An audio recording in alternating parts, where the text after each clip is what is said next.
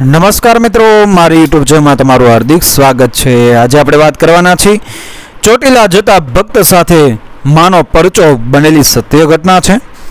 બાબુભાઈ અમદાવાદના એક મધ્યમ વર્ગીય વિસ્તારમાં રહેતા અને મજૂરી કામ કરીને ઘર ચલાવતા। ઘરમાં પત્ની અને 7 વર્ષનો દીકરો કાનજીને અચાનક ઝેરી તાવ ચડ્યો। તાવ એટલો વધી ગયો કે કાનજી ભાન ભૂલી ગયો, કોમા જેવી સ્થિતિમાં આવી ગયો। ડોક્ટરોએ હાથ ધોઈ નાખ્યા અને કહ્યું કે આને તાત્કાલિક સિવિલ હોસ્પિટલના આઈસીયુમાં દાખલ કરવો પડશે અને મોટો ખર્ચ થશે। બાબુભાઈ પાસે દવાના પણ પૈસા નહોતા। રાત્રે હોસ્પિટલના બાકડા પર બેસીને પત્ની રડતી હતી ત્યારે બાબુભાઈએ હોસ્પિટલના ધાબા પર જઈ ખુલ્લા આકાશ સામે હાથ જોડીને ચોટીલા ધામ તરફ મોઢું રાખીને આખરી બાધા લીધી કે હે માં, હે ચોટીલાવાળી ચામુંડમાં, માં ખોડિયાર, મારો દીકરો જો નવરાત્રિ પહેલાં ઊભો થઈને દોડતો થઈ જાય તો હું લોહીના આંસુએ તારે ધામ આવીશ। ગાડી મોટરમાં નહીં પણ અન્નજળનો ત્યાગ કરીને માત્ર તારું નામ સ્મરણ કરતો કરતો એ અમદાવાદથી ચોટીલા પગપાળા આવીશ અને મારી છાતીના બળે તારા 700 પગથિયા ચડીશ। અને ચમત્કાર એ થયો કે બીજે દિવસે સવારે કાનજીએ આંખો ખોલી અને પહેલો શબ્દ બોલ્યો, બાપા મને ભૂખ લાગી છે। ડોક્ટરો માટે આ તબીબી વિજ્ઞાનથી પર ઘટના હતી પણ બાબુભાઈ માટે માની હાજરી હતી। નવરાત્રિ બેસતા જ બાબુભાઈ હાથમાં માની ધ્વજા લઈને નીકળી પડ્યા। શરૂઆતના 2 દિવસ ભક્તિના જોરમાં કપાઈ ગયા। નડિયાદ, બાવળા, ભોગદરા વટાવીને જ્યારે તેઓ સાયલા અને લીમડી વચ્ચેના હાઈવે પર પહોંચ્યા ત્યારે અસલી કસોટી શરૂ થઈ। ઓક્ટોબર મહિનાનો આકરો તડકો ડામરના રોડને ભઠ્ઠીની જેમ પકવી રહ્યો હતો। બાબુભાઈ ખુલ્લા પગે ચાલતા હતા। ત્રીજા દિવસે તેમના પગના તળિયાની ચામડી ઉખડી ગઈ, મોટા મોટા લોહીના ફોલ્લા પડ્યા અને ફૂટવા લાગ્યા। દરેક ડગલે લોહીની છાપ રોડ પર પડતી હતી। સાંજ પડવા આવી હતી। ચોટીલા હજી આશરે 35 થી 40 કિલોમીટર દૂર હતું। શરીર સાથ આપતું નહોતું। તાવ ચડી આવ્યો હતો। બામણબોર વટાવ્યા પછી એક નિર્જન જગ્યાએ રોડના કિનારે આવેલા એક જૂના વડના ઝાડ નીચે તેઓ ફસડાઈ પડ્યા। તેમનાથી ઊભા થવાતું નહોતું।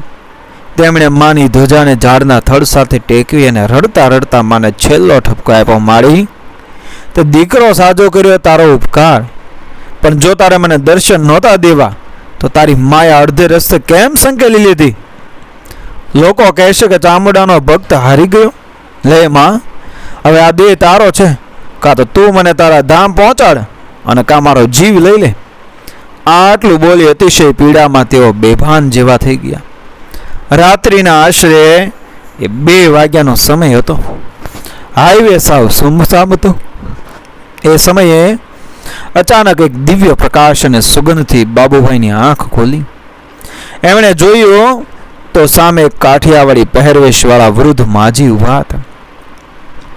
માજીના માથા પર સફેદ વાળ હતા, મોઢા પર કરચલીઓ હતી, પણ આંખોમાં અદ્ભુત તેજ અને કરુણા હતી। ત્યારે બંને વચ્ચે સંવાદ થયો। માજી કહે છે કે લાભાઈ, આ ધોળા દિવસે રાત્રે અહીં કેમ સૂતો છે?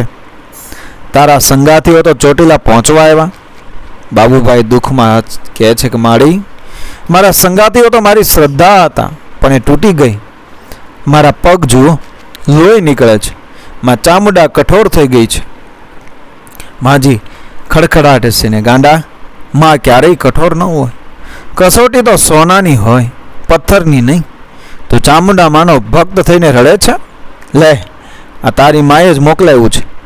માજીએ તેમની પાસે રહેલી કાપડની પોટલીમાંથી બાજરીનો રોટલો અને માખણ કાઢ્યા। બાબુભાઈ જેવો એ રોટલાનો બુકડો મોઢામાં મૂક્યો તે સાથે જ તેમના આખા શરીરમાં વીજળી જેવી સ્ફૂર્તિ એ દોડી ગઈ, નવીનતા બની। અને ત્યારબાદ માજીએ પોતાની એ કમરે લટકાવેલી નાની કૂપીમાંથી કાળા રંગનું તેલ હથેળીમાં લીધું। બાબુભાઈ ના પાડતા રહ્યા, માળી અડકશો નહીં, લોહી નીકળે છે, તમને કણતર થશે। પણ માજી હસીને બાબુભાઈના બંને પગ પર એ તેલ ઘસવાનું શરૂ કર્યું. જેમ જેમ તેલ ઘસાતું ગયું તેમ તેમ બાબુભાઈને ઠંડક થવા લાગી. પીડા ગાયબ થઈ ગઈ અને માજીના ખોળામાં જ તેમનું માથું ઢળી પડ્યું અને તેઓ ઘસઘસાટ સૂઈ ગયા. સવારે 5 વાગે પક્ષીઓના કલરવથી બાબુભાઈ જાગ્યા. જાગીને એમણે જોયું તો વડના ઝાડ નીચે કોઈ માજી નહોતા. રસ્તો સુમસામ હતો. બાબુભાઈએ ગભરાઈને પોતાના પગ જોયા. તેઓ આશ્ચર્યથી ચીસ પાડી ઉઠ્યા. પગમાં જે મોટા મોટા લોહીના ફોલ્લા હતા તેની જગ્યાએ નવી અને તંદુરસ્ત ચામડી એ આવી ગઈ હતી. સોજો સાવ એ ઉતરી ગયો હતો. જ્યારે તેઓ ઊભા થયા ત્યારે તેમણે જોયું કે વડના ઝાડની આજુબાજુની ધૂળમાં કોઈ માણસના પગલાં નહોતા, પરંતુ એક મોટા સિંહના પંજાની છાપ આખા ઝાડની ફરતે પડેલી હતી. જાણે આખી રાત કોઈ સિંહ ત્યાં ચોકી કરતો બેઠો હોય. બાબુભાઈ સમજી ગયા કે ડોશીમાં બીજું કોઈ નહીં પણ મારી એ ચોટીલા વાળી માં ચામુંડા પોતે હતી અને સિંહ તેમનું વાહન હતું. અદ્ભુત શક્તિ સાથે બાબુભાઈ દોડતા દોડતા બપોરે એ 12 વાગ્યે ચોટીલા પહોંચ્યા. તેઓ સીધા 700 પગથિયા એક શ્વાસે ચડી ગયા. મંદિરમાં ભક્તોની ભીડ હતી.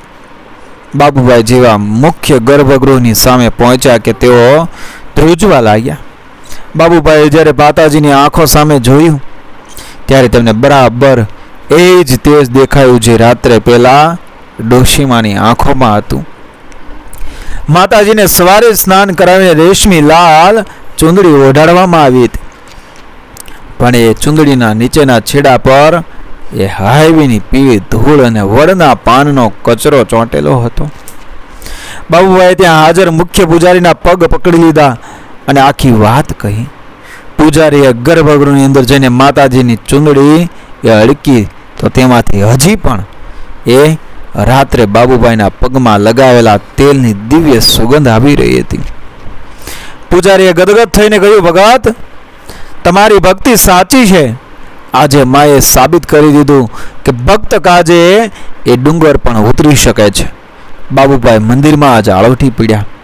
આ ઘટના પછી ચોટીલા પદયાત્રા કરનારા એ ભક્તોનો વિશ્વાસ અડગ થઈ ગયો કે ચોટીલાની માં ચામુંડા આજે પણ જીવતી જાગતી બેઠી છે અને તેના ભક્તોની રક્ષા કરે છે. મિત્રો, વિડીયો પસંદ આવ્યો મારી ચેનલ સબસ્ક્રાઈબ કરો, ફોલો કરો, શેર કરો. મળી આવી જ ઘટનાને પ્રેરણાદાયક વાર્તાઓ સાથે, આપણા ઇતિહાસ સાથે, આપણી સંસ્કૃતિ સાથે આગળના વિડીયોમાં બન્યા રહેજો મારી ચેનલ. જય શ્રી કૃષ્ણ, રાધે રાધે, જય મા ચામુંડામાં.